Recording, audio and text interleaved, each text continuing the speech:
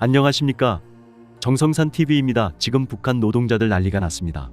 이번에는 아프리카에서 북한의 해외 파견 노동자들이 폭동을 일으킨 것으로 알려졌습니다. 북한 노동자들의 집단행동이 연쇄적으로 일어나고 있는 이유 알아보죠. 오늘의 주요 소식입니다. 정성산TV 좋아요, 구독, 알림은 큰 도움이 됩니다. 후원해주시는 고마운 모든 분들께 가열차게 멸공. 일본 산케이 신문은 지난 26일 복수의 소식통을 인용해 아프리카 콩고공화국 건설 현장에서 근무하는 북한 노동자 수십 명이 지난달로 예정됐던 귀국이 연기되자 이에 반발하며 폭동을 일으켰다고 보도했습니다. 보도에 따르면 북한 국방성 산하업체가 노동자를 파견한 중국 지린성 허룽시 의류 제조 공장과 수산물 가공 공장에서 지난 1월 임금 체불 문제로 처음 폭동이 일어났고, 중국 야오닝성 단둥시 의류 공장에서도 2월 노동자 약 10명이 귀국을 요구하며 출근을 거부하는 등 집단 행동이 지속되고 있습니다. 산케이는 또한 북한이 정보를 통제하고 있지만 첫 폭동과 관련된 소문이 중국과 러시아 등에 있는 10만여 명의 해외 파견 북한 노동자들 사이에서 확산하고 있는 것으로 보인다고 지적했습니다.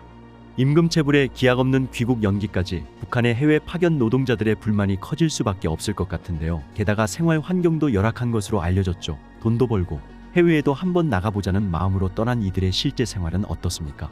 생각보다 훨씬 열악한 것으로 전해집니다. 과거에는 해외로 파견되는 것은 북한 내 노동자들이 가장 원하는 것이기도 했습니다. 북한 내부에서 공장을 다니며 돈을 버는 것보다 해외에서 벌어들이는 금액이 비교도 할 수 없을 만큼 컸기 때문이죠.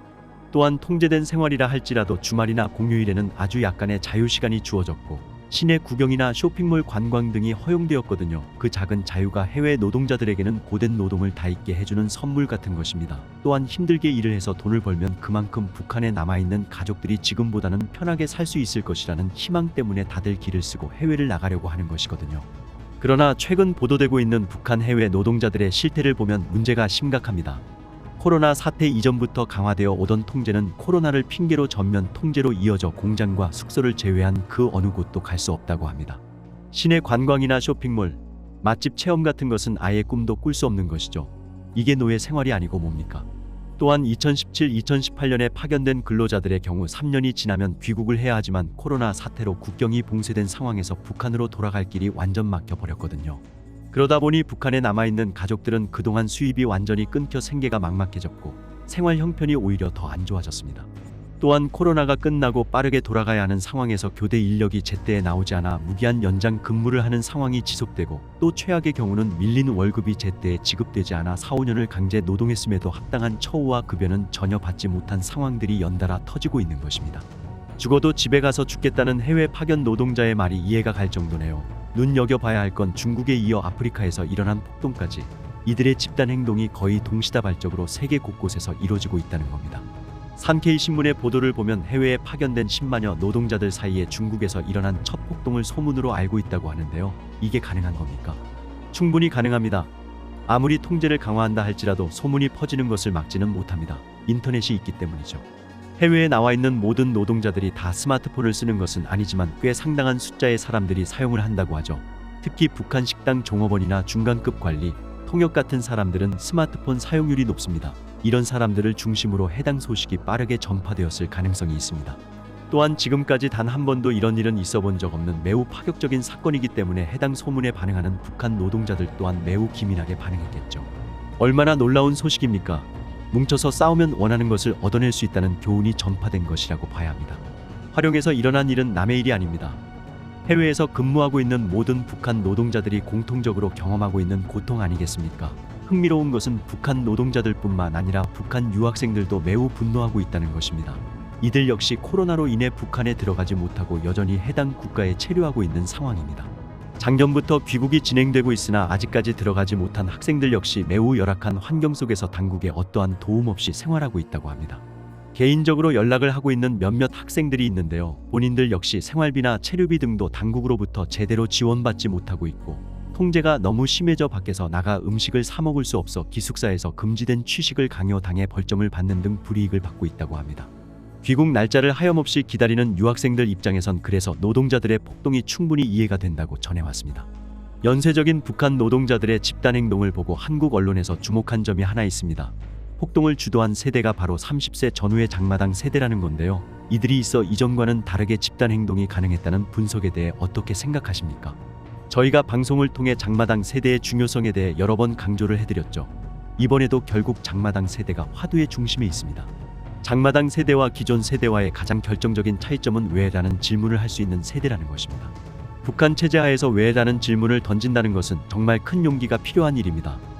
이들 세대가 왜라는 질문을 할 수 있는 근본적 이유는 이들은 북한으로부터 받은 혜택이 아무것도 없기 때문입니다. 즉 자신들의 성장 과정에 영향을 미친 것은 장마당에서 힘들게 장사하며 자신들을 먹여 살린 부모들이지 북한이 아니란 거죠. 오히려 북한은 장마당을 통제하고 마음대로 장사를 하지 못하도록 못살게 굴었죠. 장마당 세대는 이런 북한의 불합리성과 부모님의 자식에 대한 헌신을 비교하며 북한에 대한 충성보다는 가족 중심적인 개인주의 성향을 탑재한 것이죠. 그러다 보니 이제 장마당 세대는 왜? 라는 질문을 하기 시작합니다. 나한테 아무것도 해준 것이 없는데 왜 충성을 요구하지? 나만 드라마와 영화가 너무 재미있는데 왜 이걸 못 보게 하지? 난 왜 마음대로 여행도 못하고 하고 싶은 말도 못하면서 이렇게 살아야 하지? 등등 왜라는 질문은 북한이 그동안 강조해온 사상적 동일체를 무너뜨리는 결정적인 열쇠입니다. 지독한 세뇌와 공포로 다져온 정권에 대한 북한 주민들의 지지는 왜라는 질문이 등장하며 결국 무너지고 있죠. 그것이 바로 장마당 세대를 주목하는 이유입니다. 이런 사태가 앞으로도 계속 일어난다면 북한 당국으로서도 여러모로 타격이 클 것 같은데요. 어떻게 전망하십니까? 고민이 커지겠죠. 외화벌이는 북한 당국의 가장 중요한 생존 수단 중 하나입니다. 특히 김씨 일가의 사치스러운 생활을 보장하기 위해선 정기적으로 벌어들이는 외화가 줄어들면 안 됩니다. 그러나 이번 사태를 통해 북한은 해외 노동자들의 사상적 이탈과 집단 행동이 북한 체제에 큰 위협이 될 수 있다는 교훈을 얻었죠. 진퇴양난에 빠진 것입니다. 외화를 벌기 위해선 더 많은 노동자를 파견하고 해당 사업을 크게 키워야 하지만 그러다 보면 더 많은 장마당 세대가 해외로 나가게 될 것이고 이들이 나중에 또 다른 봉기를 일으키게 될 경우 걷잡을 수 없게 될 수도 있는 위험이 있죠. 그렇다고 나이 많은 노동자들을 내보내기엔 해당 국가에서 이들을 받지 않겠죠. 노동 효율성은 어느 국가나 중요하니까요. 물론 저는 이번 사태를 계기로 북한 당국이 과거와 같은 수준의 압박과 통제를 하진 않을 것으로 봅니다. 똑같은 통제를 한다면 또 다른 봉기가 빠른 시간 안에 일어나겠죠. 그러다 보니 북한은 강도를 낮추는 대신 노동자들의 요구를 들어주며 달래는 방식으로 갈 겁니다. 하지만 그들의 요구를 하나 둘 들어주다 보면 북한 노동자들은 점점 더 많은 요구를 할 것이고 그런 과정에서 북한 당국의 통제 체제는 위협을 받지 않을까 생각합니다. 그렇기 때문에 해외로 나가는 북한의 노동자들이 많으면 많아질수록 북한의 체제 하의 위험성은 더 높아질 것으로 분석합니다. 북한 당국이 러시아에 파견돼 있는 북한 노동자들의 휴대전화를 몰수하라는 지시를 내린 것으로 전해졌다. 러시아 파견 노동자들에 대한 감시와 통제가 한층 강화되고 있는 가운데 탈북 차단을 위한 북러 간 협력도 이뤄지고 있다는 전언이다. 26일 데일리 NK 러시아 대북 소식통은 지난달 말 러시아 내 북한 영사관의 파견 노동자들이 비공식적으로 소지하고 있는 휴대전화를 몰수하라는 북한 당국의 지시가 내려왔다고 전했다. 소식통에 따르면 대개 러시아에서 일하는 북한 노동자들은 파견지에 같은 작업장에서 일하는 러시아인이나 다른 나라 노동자 등을 통해 러시아에서 사용할 수 있는 휴대전화를 마련한다. 러시아에서는 시장 또는 노점에서도 전화는 물론 인터넷도 할 수 있는 휴대전화를 비교적 쉽게 구할 수 있어 유심칩만 있으면 사용이 가능하다. 북한 노동자들이 개인적으로 휴대전화를 소지하는 것은 금지 사항이지만 북한 관리 간부들도 노동자들의 휴대전화 소지를 의례적인 일로 생각하고 묵인하는 경우가 대부분이다. 러시아 파견 노동 경험이 있는 한 탈북민은 해외에서도 이동이 자유롭지 않은 것은 물론이고 온종일 일해야 하는 북한 노동자들에게는 인터넷이 가능한 휴대전화로 유튜브에 접속해 뉴스를 보거나 한국 영화나 드라마, 예능 프로그램 등을 보는 것이 유일한 즐거움이라고 말했다. 북한 노동자들 중에는 휴대전화를 통해 북한 내부에서는 알 수 없었던 북한에 대한 뉴스와 해외 방송 프로그램 등을 접하면서 북한의 체제 선전이 거짓이라는 점을 깨닫고 탈북을 시도하는 경우도 종종 있는 것으로 알려져 있다. 이때 휴대전화는 탈북을 도와주는 브로커와 연락할 수 있는 중요한 수단이 되기도 한다. 북한 당국은 이 같은 사실을 간파하고 파견 노동자들의 체제 및 사상 이탈을 방지하기 위해 비공식적으로 소지하고 있는 휴대전화를 완전 몰수하라는 지시를 하달한 것으로 보인다. 이런 가운데 최근에는 북한 노동자들이 일하는 건설장 주변에는 러시아 사설업체 경비 인력들이 지키고 서 있는 모습을 자주 목격할 수 있다고 한다. 소식통은 과거에는 작업이 없는 일요일이면 북한 노동자들이 인근의 시장이나 식당을 갈 수도 있었지만 지금은 외출을 일절 허용하지 않고 있다며 더욱이 작업장 주변을 러시아인 경비들이 지키고 있어 노동자들이 잠시라도 밖으로 나갈 수 없는 상황이라고 전했다. 이에 더해 북한과 러시아의 밀착이 강화되는 분위기 속에서 러시아에 파견된 북한 노동자들을 감시하고 단속하는 사업에서의 북러 간 협력도 그 어느 때보다 활발하게 이뤄지고 있는 것으로 알려졌다. 북한 노동자의 탈북을 막기 위해 북러 양국이 긴밀하게 공조하고 있다는 얘기다.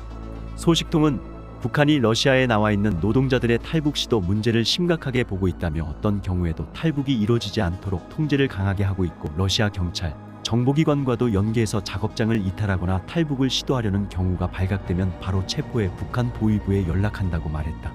이어 BBC 중국 체류 북한 노동자 노예처럼 착취당해라고 보도했다. 숙소에 감금당한 채 주 6일 하루 12시간에서 14시간씩 일하면서 원래 임금의 15%에서 20%만 받다가 그마저 지급이 완전히 중단된 상태다. 중국에서 일하는 북한 노동자들이 북한 당국에 의해 노예처럼 착취당하고 있다고 영국 BBC 방송이 이들 노동자의 증언을 인용해 7일 보도했다. BBC는 현재 중국 동북지방에서 소프트웨어 개발자로 일한다는 한 북한 노동자가 고용한 통일부 장관 특별보좌역과 주고받은 이메일을 확인했다. 그는 자신이 미국 유럽의 고객들을 위해 밤새워 일하기도 하며 이 때문에 만성적인 불면증 등 여러 질환에 시달리고 있다고 말했다. 그가 처음 중국에 도착했을 때는 급여의 15%에서 20%를 직접 지급받았으나 2020년 들어 급여 지급이 중단됐다. 그리고 밤에 노동자들이 탈출하지 못하도록 숙소에 가두라는 북한 당국의 지시가 내려왔다고 한다. 그는 또 관리자들이 성과가 좋지 않은 직원을 상대로 모두가 보는 앞에서 따귀를 때리거나 피가 날 때까지 구타하는 등 공개적으로 모욕을 주고 있다고 참상을 전했다. 또 2017년부터 2021년 중국에서 일한 다른 북한 노동자는 비교적 재정 사정이 좋은 기업들에서 자신도 성과가 가장 좋은 축이어서 괜찮은 환경에서 근무했다고 BBC에 말했다. 그런데도 직장에서 나온 임금의 15%만 자신이 받았을 뿐 나머지는 자신의 관리자와 북한 정부가 가져가 좌절했다고 전했다. 신변 보호를 위해 성이 정시인 것만 공개된 이 노동자는 어떤 이들은 혹독한 겨울철에도 숙소에 난방이 안 됐으며 외부 출입이 금지돼 심지어 생필품을 사기 위한 외출조차 막혔다고 말했다. 평가가 좋았던 정씨 자신은 일주일에 한 차례 다른 사람들과 동행해 외부 출입하는 것이 허용됐지만 팬데믹 기간에는 이마저도 막히고 1년 동안 일터 바깥으로 나가는 것이 금지됐다. 이들은 또 북한 당국이 북한 식당 여종업원들을 동원해 노동자들에게 성적 서비스를 제공하는 방식으로 자신들을 관리하고 있다고 증언했다. 고 특보에게 이메일을 보낸 북한 개발자는 관리자들이 성과가 좋은 노동자들을 북한 식당으로 데리고 가서 여종업원을 골라 밤을 보내게 했다고 전했다. 이런 방식으로 노동자들의 경쟁을 부추겨 그들이 돈을 더 많이 벌어오게 했다는 것이다. 정 씨 역시 자신의 회사에서도 이런 외출이 벌어졌으며 팬데믹 기간에는 실내에 갇혀있는 노동자들의 스트레스가 극도로 심해지자 이런 외출이 더 잦아졌다고 설명했다. 현재 외국에 있는 북한 노동자는 10만 명으로 추정되며 이들 대다수는 중국 동북지방 공장이나 건설 현장에서 일한다. 이들이 2017년부터 2023년에 북한에 송금한 금액은 약 7억 4천만 달러, 약 9,840억 원에 이르는 것으로 추산된다. 이들의 수입 대부분은 고스란히 북한 정부에 송금되는 것으로 알려졌다. 앞서 고 특보는 중국 동북부 지린성에 파견된 북한 노동자 수천 명이 지난달 11일께부터 북한 당국의 임금 체불에 항의하며 여러 공장에서 파업과 폭동을 연쇄적으로 일으켰다고 밝힌 바 있다. BBC는 북한이 극도로 폐쇄적일 뿐만 아니라 북한 노동자들이 일하는 중국 내 공장들도 경계가 삼엄해 실제 이런 폭동이 있었는지 직접 확인하지는 못했다고 전했다. 하지만 조한범 통일연구원 선임연구위원도 중국 내 소식통을 인용 지린성 15개 공장에서 2,500여 명이 노동쟁의에 참여했다고 BBC에 말했다. 조 위원은 이들 노동자의 다수는 그렇게 장기간 외국에서 임금을 받지 못하고 일한 결과 정신적 육체적으로 탈진된 상태여서 귀국하고 싶을 것이라고 설명했다. 이와 관련해 한국 정보 당국은 해외 북한 노동자들의 열악한 노동 조건으로 인해 여러 건의 사건이 있었다고 BBC에 밝혔다. 정성산TV 좋아요, 구독, 알림은 큰 힘이 됩니다. 후원해주시는 모든 분들께 가열차게 멸공.